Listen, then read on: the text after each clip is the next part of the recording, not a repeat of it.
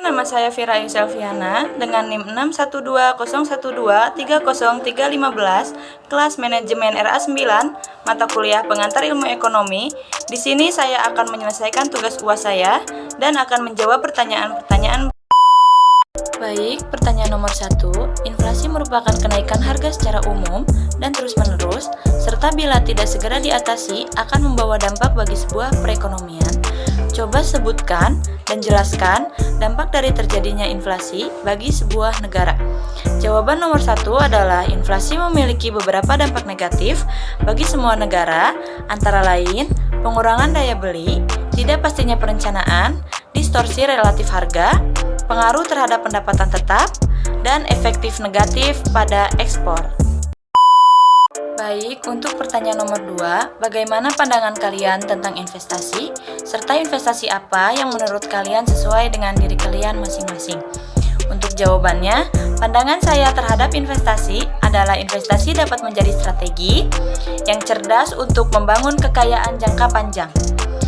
Menurut saya, investasi yang cocok untuk saya sebagai mahasiswa adalah investasi tabungan pendidikan karena memiliki beberapa keuntungan seperti membantu mahasiswa dan keluarga merencanakan dan mengelola biaya pendidikan.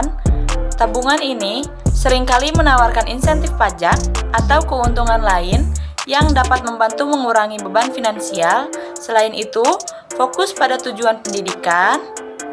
Tabungan ini membantu memastikan bahwa dana tersebut digunakan dengan bijak untuk investasi masa depan yang memberikan nilai jangka panjang, seperti pendidikan yang berkualitas. Baik, untuk pertanyaan nomor 3, apa yang dimaksud dengan kebijakan fiskal dan moneter? Jelaskan bagaimana kebijakan tersebut mampu mempengaruhi kondisi perekonomian suatu negara. Untuk jawaban nomor 3, kebijakan fiskal adalah langkah-langkah pemerintah terkait pengeluaran dan pendapatan negara, seperti perubahan dalam pajak dan pengeluaran publik. Sementara itu, kebijakan moneter berkaitan dengan pengendalian jumlah uang dan suku bunga oleh bank sentral. Kedua kebijakan ini dapat mempengaruhi kondisi ekonomi negara. Misalnya, kebijakan fiskal melalui pengeluaran publik dapat merangsang pertumbuhan ekonomi, sedangkan penyesuaian pajak dapat mengubah daya beli masyarakat. Kebijakan moneter dapat mempengaruhi suku bunga yang berdampak pada investasi dan konsumsi. Baik, untuk soal nomor 4, suatu tolak ukur kemakmuran suatu negara dapat dilihat dari besarnya PDB atau kapita negara tersebut. Jelaskan apa yang dimaksud dengan PDB dan PDB atau kapita. Berdasarkan data BPS, PDB Indonesia selalu lebih besar dibandingkan PNB-nya. Kondisi ini cenderung tetap dari tahun ke tahun. Jelaskan perbedaan PDB dan PNB. Untuk jawabannya adalah produk domestik bruto atau yang disebut dengan PDB adalah total nilai produksi di dalam batas negara.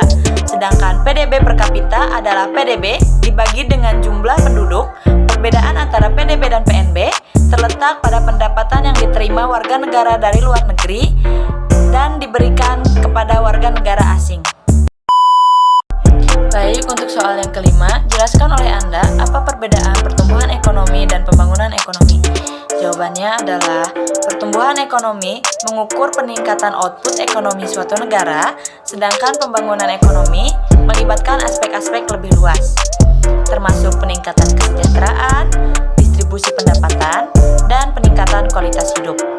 Pertumbuhan ekonomi hanya menilai perubahan dalam jumlah barang dan jasa yang diproduksi. Sementara pembangunan ekonomi mencakup faktor-faktor sosial dan manusiawi yang melibatkan perbaikan kehidupan masyarakat secara menyeluruh.